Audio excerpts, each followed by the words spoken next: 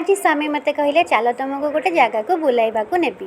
मु पचारिली कोउठी से मते कहले गले आपे जानिबनी एठी आसिकी देखिला बेलू श्रावण मेला पड़ी, मीना बजार पड़ी, केते सब दुकान माने मध्य पड़ी।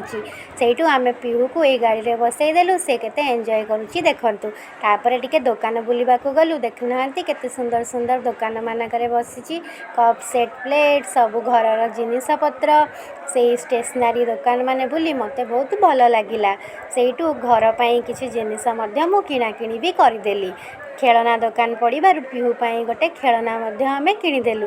से खेलना धरी सेठी ही चिरिबो बोलिकि जरी को एपट सेपट करिके अनौथिला। तापरे एठी पड़िथिला बोटिंग, छुआ माने एठी बोट रे बोटिंग करुथिले। पीहू हमर छोट होइतबारु ताकू आमे छाड़िलु नाही, बधे तार मन दुख। तापरे स्वामी आनी हाजर करदेले पापड़ मसाला, ताकू खाई देई तापरे आमे खाइलु एठाकार फेमस मथुरा केक खाई सारिबा परे चुस्की भाईना को 2टा चुस्की ऑर्डर करी चुस्की खाई साइला परे आमे आसिलु घर को।